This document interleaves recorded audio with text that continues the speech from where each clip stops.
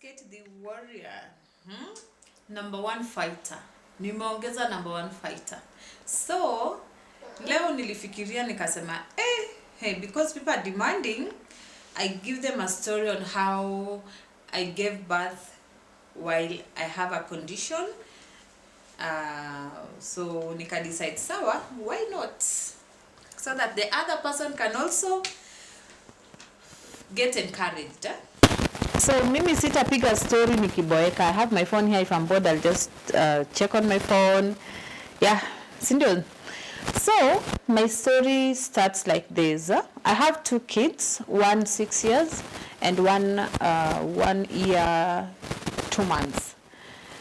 Zawadi and Baraka. And Zawadi got that name because of the struggles I passed by. So when she came out, nika decide huyu ataitwa Zawadi. Yes. And Baraka is a blessing. He's just a blessing because the pregnancy of Zawadi was way too smooth. So he was just a blessing in my life.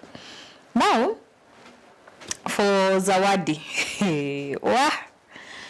Zawadi, and you guys, before I go on, please share, subscribe, and comment down below.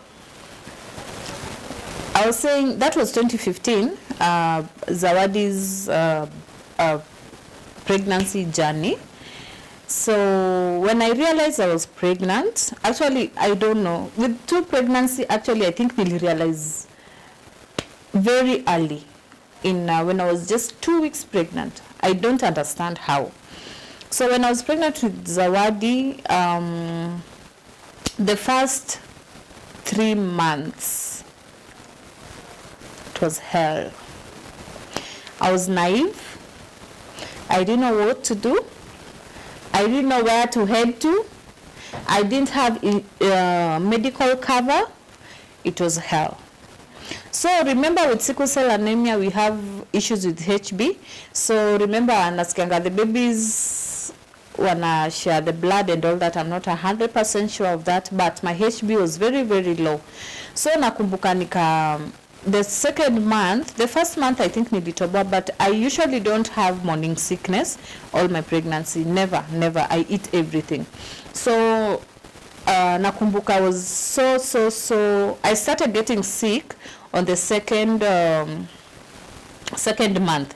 And remember, this was not morning sickness or anything. This was crisis. My body was in pain. Unasikianga pain? You don't know what pain is. My body was in pain. A story to remember. So nikapelekwanga hosi inaitwa Sinai. That is in Rongai. It's a very good hospital. So I was taken to Sinai, and they really tried what they could do. And shout out to Dr. Mosetti. Thank you very much for always being there for me. To date, you're always a good doctor to me, no matter what. We've become friends, and thank you so much, Dr. Mosetti. And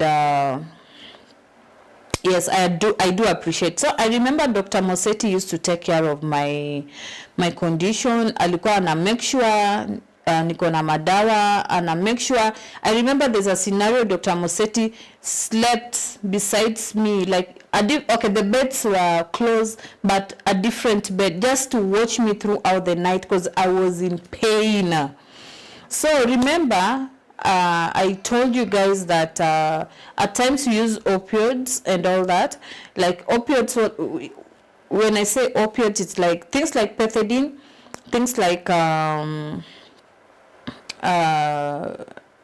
okay, I'm forgetting the names, but those drugs, yeah. So my body was given a lot of medication to a point where it was not responding because of the pain. Because of the pain I was going through. So ikafika mahali, my HB was very low, and I had to be transferred to a different hospital. So nikapelekwa Kenyatta.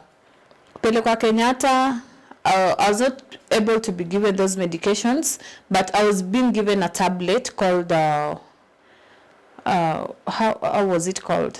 I don't know why I'm forgetting these names for medication. I don't know, but when I remember, I'll tell you guys. So nakumbuka the room that I was, the maternity room. I remember people by that time people were sharing beds, 2. But I remember for my case, I was not able to share a bed with someone because of the kind of pains that I had, because nilikuanga nazunguka kwa vitanda, not vitanda, kwa kitanda yangu nazunguka left right, yani silali so hiyo time nikaendelea tu hivyo na hiyo uchungu, napewa hizo madawa, napewa fluids is very important because ina nini hizo whatever zenye ziko sickle, so that it doesn't it reduces pain. At the same time nangojea damu, like it was just too much. Then I remember a scenario whereby watu wamelala, wamama wako na mabol hapa, wengine wamezaa hapa, lakini wamelala, wamedoze. Me, I'm there crying like a baby. So nakumbuka ilikuwanga inafikanga masaa 9, saa 10, saa 11, bodies zilikuwanga zinatolewa, na the room that we were kulikuwanga na dirisha hapo, so unapata like so hizo bodies zinapitishwa hapo. Mimi nasema tu kwa roho yangu, Kate, utatoboa ama utakuwa kama zile bodies zinapita hivi. Yani nilikuwanga tu naogopa, bodies zinapita daily. Ama unapata lunch hour, tukitoka hivi nje kidogo tunaenda kukula, there used to be a place where you can sit just next to your rooms and all that. Unapata body inapita, yani it is not okay, it's not a funny thing, but yes. So it became so difficult hivyo ikafika mahali nikasema hii Kenyatta maze sitatoboa. I will not go, I don't think I'll go through this here in Kenyatta. So the father to my kids alipata away, akapata insurance and all that, so I was transferred to Coptic Hospital. And if I can remember that guy's name, what was his name? Doctor Who? I'm not so good with names, you guys forgive me. So he was such a blessing. I'm telling you, it was such a blessing. I went there, I was admitted, and he took me through the journey. So the day I was giving birth, the day, not when I was almost giving birth, I was transfused, I was taken care of. Nakumbuka nikipelekwanga kwa room ingine, they used to check the baby all the time, and I didn't know the gender of my baby, by the way, you guys. I never did a screening and all that, so I didn't know the gender of Zawadi.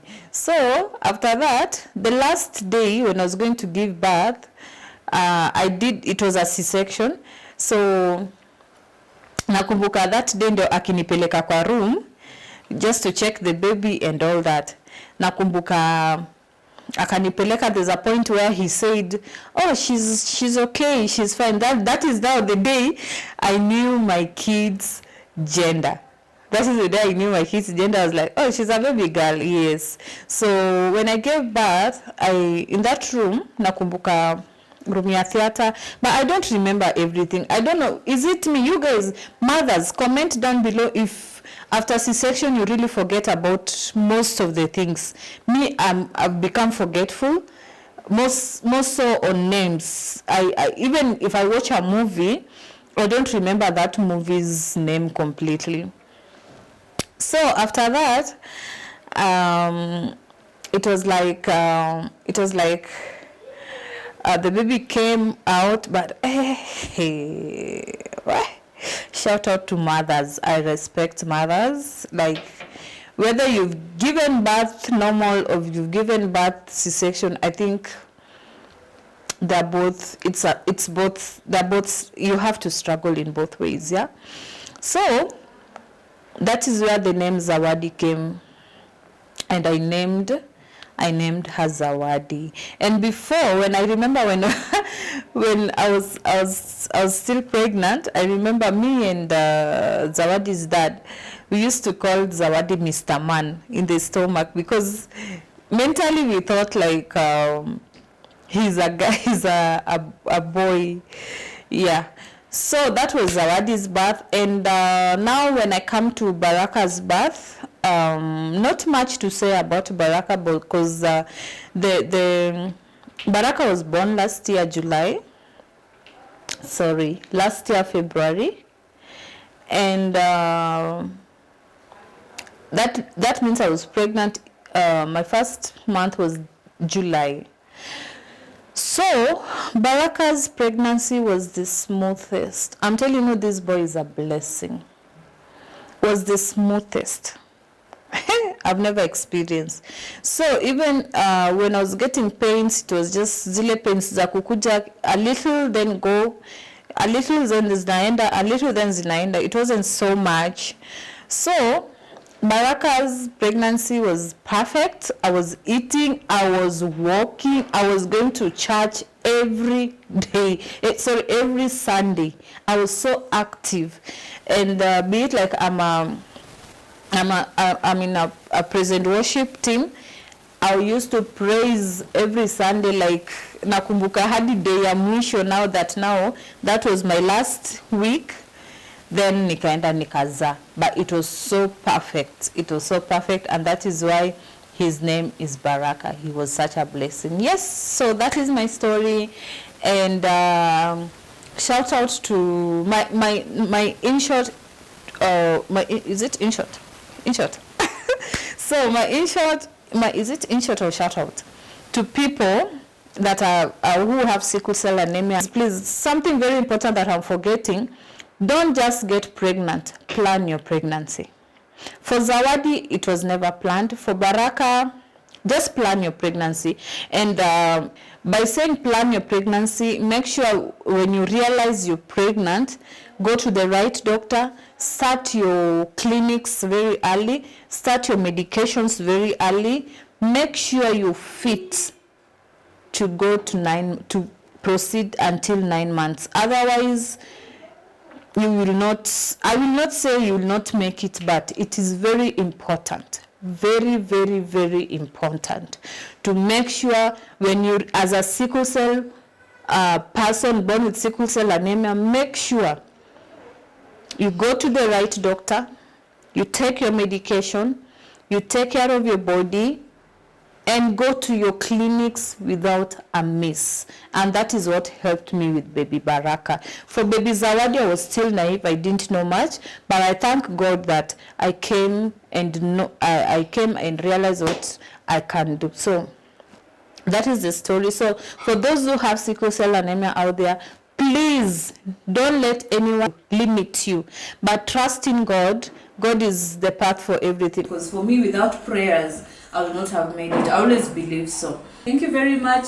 Please subscribe, like, and share. Adios.